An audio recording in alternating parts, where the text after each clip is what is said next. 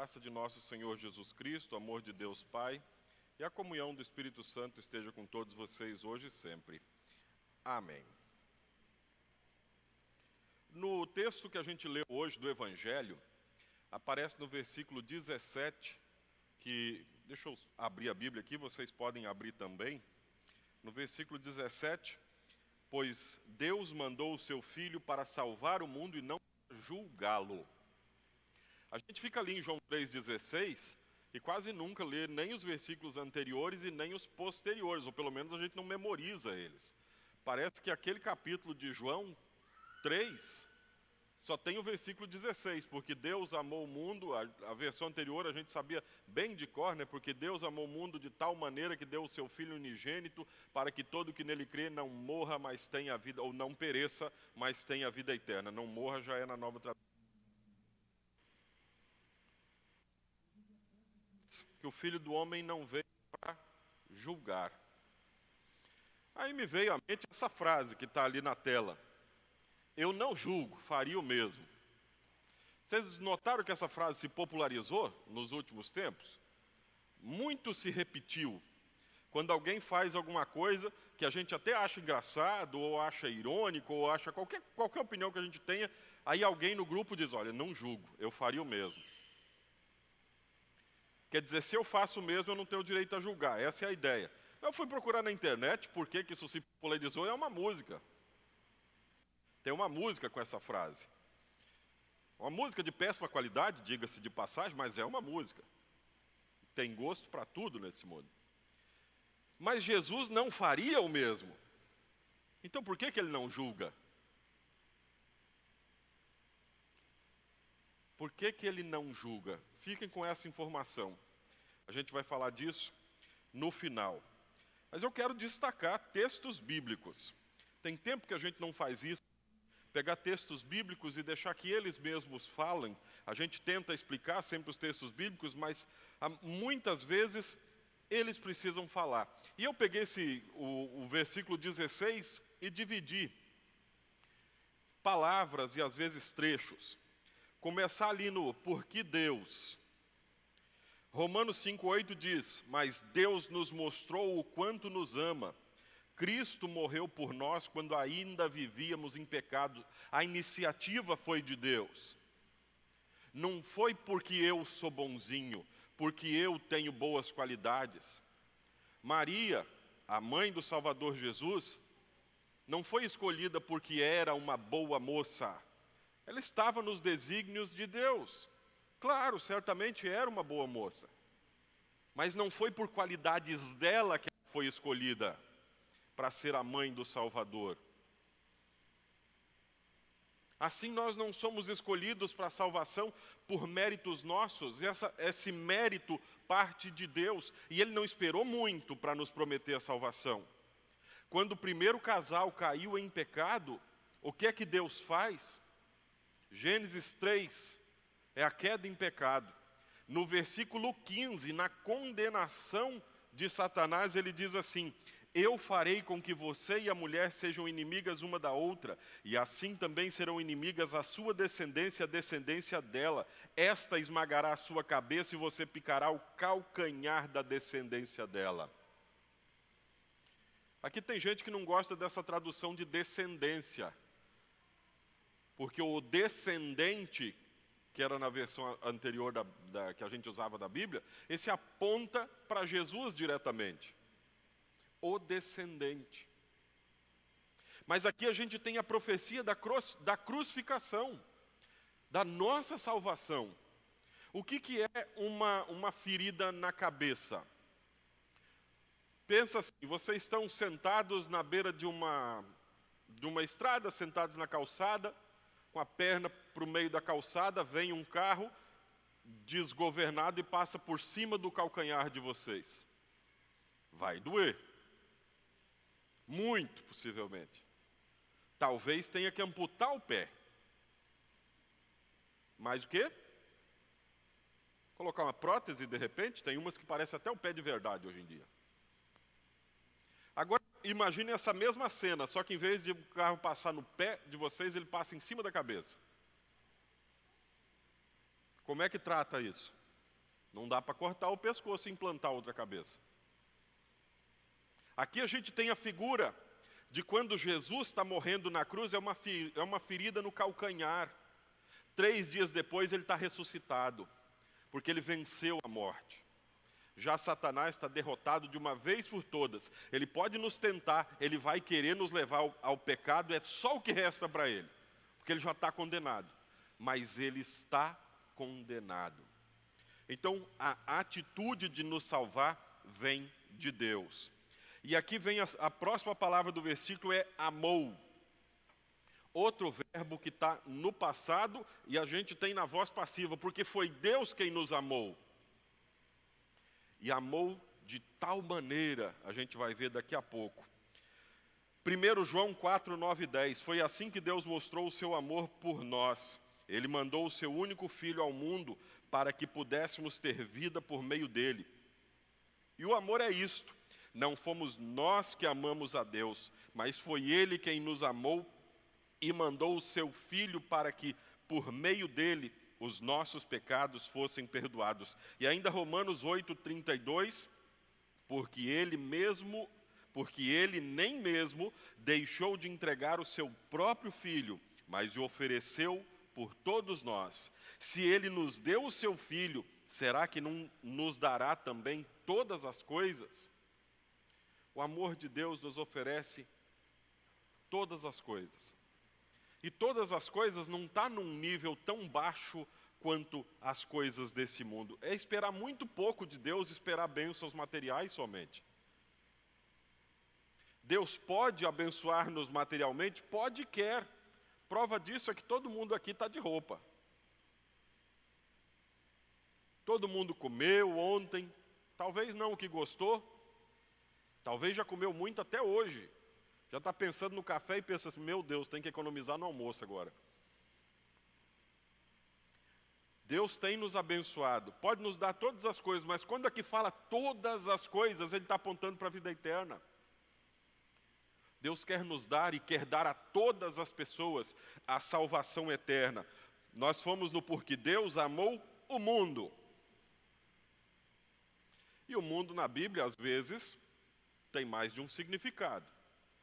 Quando fala que vocês não são do mundo, o mundo pecador está sendo pensado. O mundo de pecado. E é esse mundo pecador que Deus amou. Ele não amou quando era perfeito, simplesmente. Ele amou esse mundo apesar do pecado. E Ele tomou uma atitude. Mas vamos ficar no mundo aqui. Porque Deus amou o mundo. João 3,17. Pois Deus não mandou o seu Filho, por Deus mandou o seu Filho para salvar o mundo e não para julgá-lo. João 12,47. Se alguém ouvir a minha mensagem e não a praticar, eu não o julgo. Pois eu vim para salvar o mundo e não para julgá-lo. Porque o Filho do Homem veio buscar e salvar quem está perdido.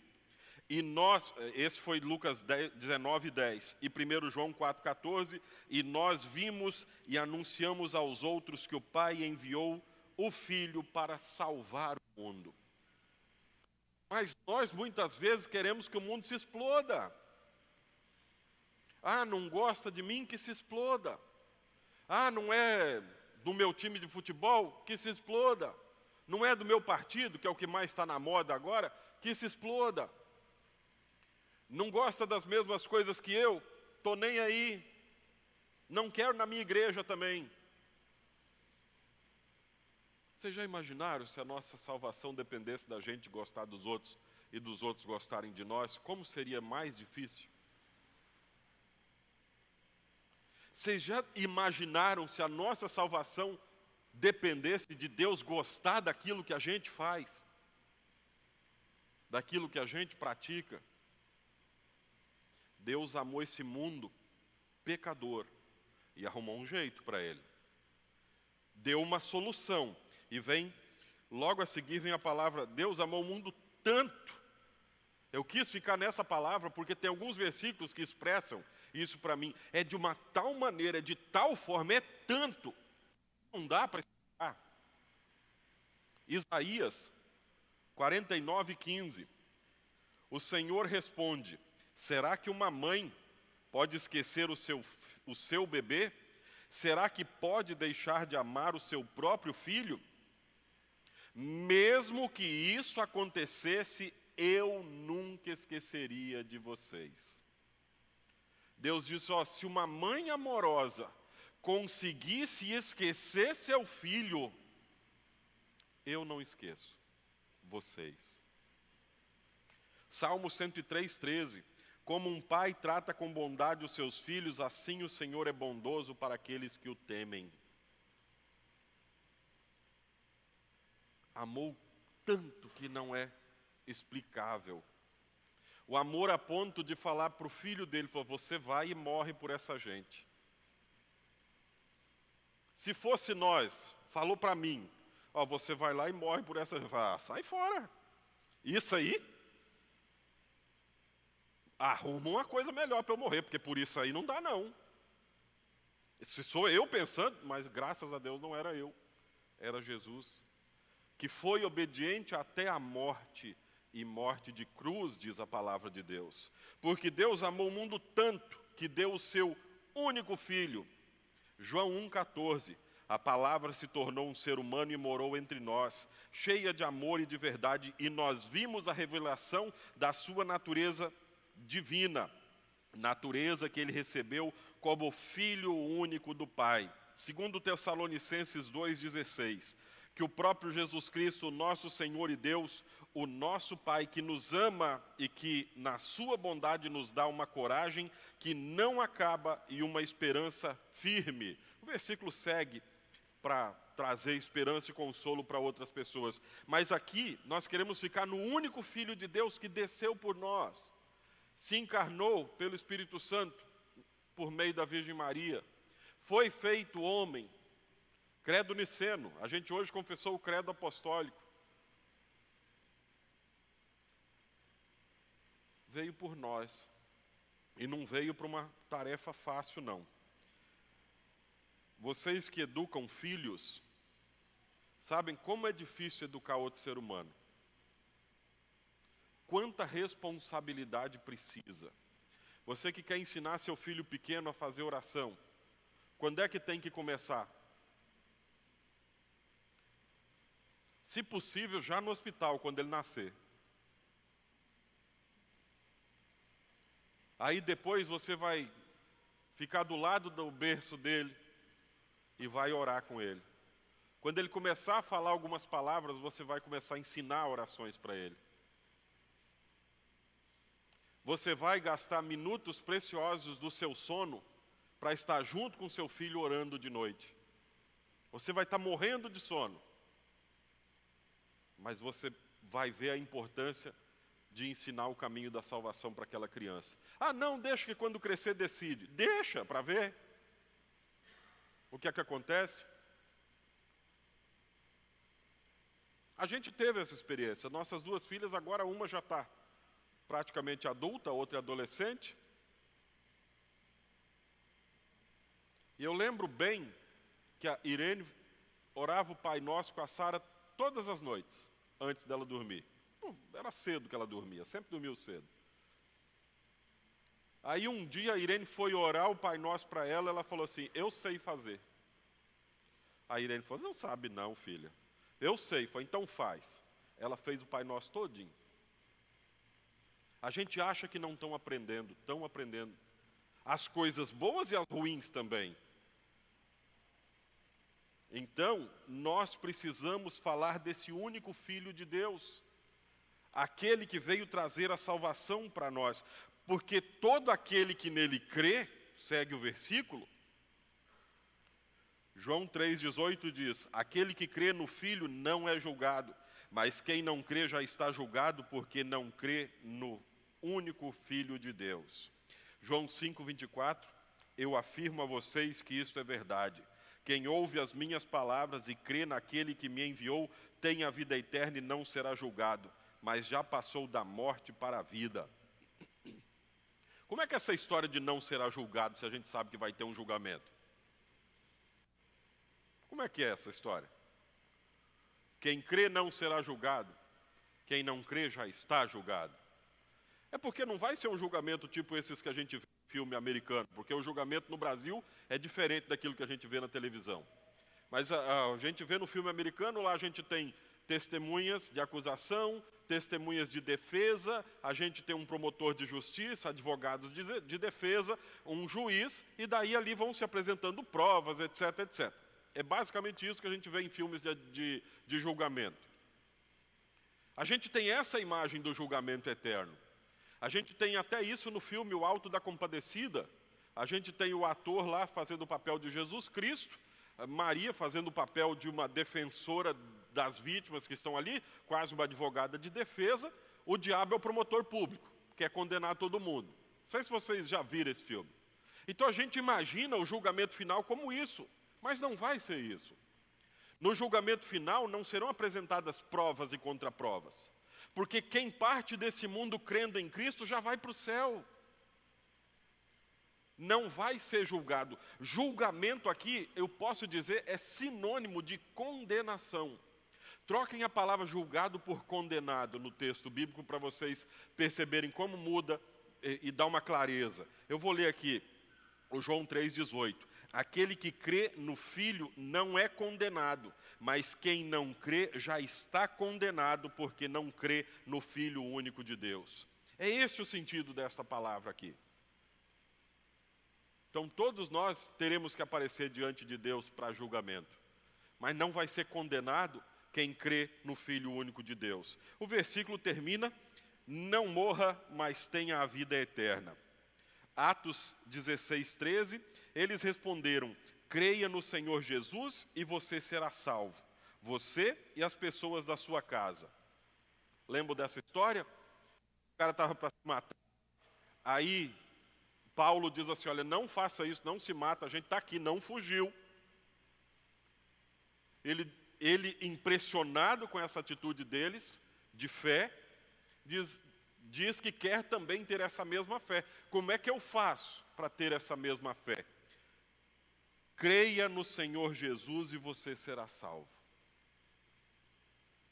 Ali eles não apontaram, vai fazer uma caminhada, vai ajudar os pobres, vai rezar 20 Pai Nosso, vai fazer no Senhor. Eles falaram, crê no Senhor Jesus e você vai ser salvo. O resto vai vir na vida consagrada cristã.